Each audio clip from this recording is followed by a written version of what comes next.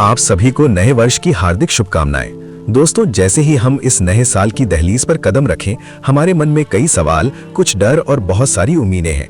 पिछला साल कैसा भी रहा हो, चुनौतियों भरा या सफलताओं वाला, पर आज का दिन एक कोरे कागज की तरह है जिस पर परमेश्वर आपकी जीत की नई कहानी लिखना चाहता है। अक्सर हम नए साल के संकल्प तो लेते हैं, पर कुछ ही दिनों में वे टूट जाते हैं क्योंकि हम अपनी शक्ति पर निर्भर रहते हैं। दोस्तों, आज के इस वीडियो में मैं आपके साथ 5 ऐसे शक्तिशाली बाइबल वचन साझा करूंगा और उनका गहरा विश्लेषण करूंगा जो न केवल आपको प्रेरित करेंगे बल्कि आपको वो आत्मिक बल देंगे जिसकी मदद से आप इस पूरे साल को एक विजेता की तरह जी सकेंगे। चलिए वीडियो को शुरू करते हैं। पहला वचन, यिर्मयाह 29 उसका 11 पद। वचन में लिखा है, क्योंकि यहोवा की ये वाणी है कि जो कल्पनाएं मैं तुम्हारे विषय करता हूँ उन्हें मैं जानता हूँ, वे कुशल ही की हैं, हानि की नहीं, और अंत में तुम्हारी आशा पूरी करूंगा। दोस्तों, ये वचन हम में से बहुतों का पसंदीदा है, लेकिन क्या आपने कभी सोचा है कि ये वचन कब दिया गया था? ये तब दिया गया था जब इजरायली बंधुआई में थे।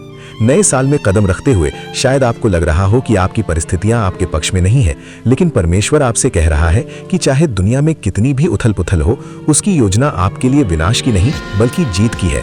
कई बार हम अपने अतीत की गलतियों से डरते हैं, लेकिन ये वचन हमें आश्वासन देता है कि परमेश्वर आपके भविष्य का रक्षक है।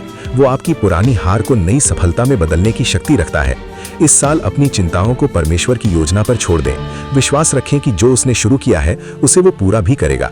दूसरा वचन, यशायाह 43 उसका 18 से 19 पद।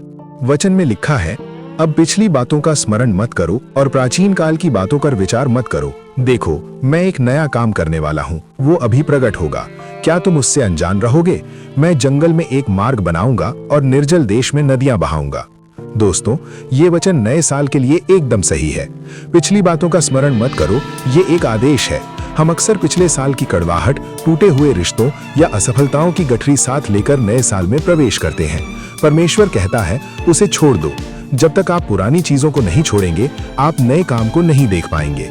वचन में आगे लिखा है, जंगल में मार्ग और निर्जल देश में नदियां बहाऊंगा।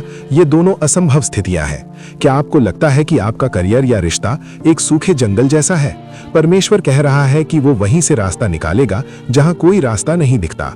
इस साल परमेश्वर आपके जीवन में जो नया करने जा रहे हैं उस पर ध्यान केंद्रित करें, ना कि उस पर जो बीत चुका है। तीसरा वचन, फिलिपियों 4 उसका 13 पद। वचन में लिखा है, जो मुझे सामर्थ्य देता है उसमें मैं सब कुछ कर सकता हूँ। दोस्तों, हम अक्सर नए साल में बड़े लक्ष्य निर्धारित करते हैं, लेकिन कुछ समय बाद थकान महसूस होने लगती है। ये वचन हमारी बैटरी को रिचार्ज करने के लिए है। यहाँ सब कुछ का मतलब ये नहीं है कि हम जादुई तरीके से सब पालेंगे, बल्कि हर परिस्थिति में, चाहे वो तंगी हो या बहुतायत, परमेश्वर हमें स्थिर रहने की ताकत देगा। जब आप कहते हैं मैं नहीं कर सकता, तो याद रखें कि मसीह आप में है जो कर सकता है। आपकी कमजोरी ही वो जगह है जहां परमेश्वर की सामर्थ्य सबसे ज्यादा काम करती है। इस साल अपने डर को ये मत बताओ कि आपकी समस्या कितनी बड़ी है, बल्कि अपनी समस्या को बताओ कि आपका परमेश्वर कितना बड़ा है। चौथा वचन, नीति वचन 3 उसका 5 से 6 पद में लिखा है, तू अपनी समझ का सहारा न लेना, वरन संपूर्ण मन से यहोवा पर भरोसा रखना, उसी को स्मरण करके सब काम करना, तब वो तेरे लिए सीधा मार्ग निकालेगा। दोस्तों, नए साल में हमारे सामने कई निर्णय होंगे।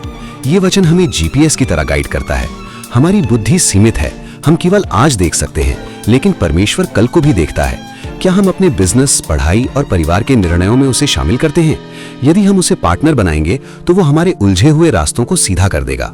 पांचवा वचन, व्यवस्था विवरण 31 उसका 8 पद में लिखा है, तेरे आगे आगे चलने वाला यहोवा है, वो तेरे संग रहेगा और न तो तुझे धोखा देगा और न तुझे छोड़ेगा, इसलिए मत डर और तेरा मन कच्चा न हो।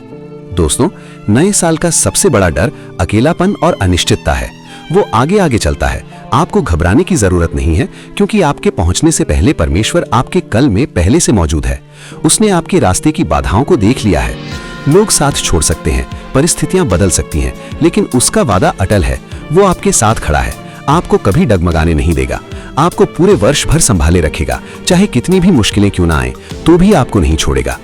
दोस्तों, ये वचन केवल शब्द नहीं है, ये आपके जीवन के लिए बीज हैं। यदि आप इन वचनों पर विश्वास करेंगे तो ये आपके जीवन में फल लाएंगे। इस नए साल में दुनिया की आवाजों से ज्यादा परमेश्वर के वादों पर ध्यान दें। आइए हम एक छोटी सी प्रार्थना करें। हे पिता परमेश्वर, मैं इस वीडियो को देख रहे हर एक भाई बहन के लिए प्रार्थना करता हूँ।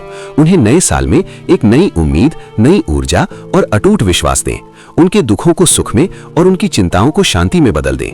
यीशु के नाम में आमीन। मिलते हैं अगले वीडियो में। नव वर्ष की बहुत बहुत बधाई।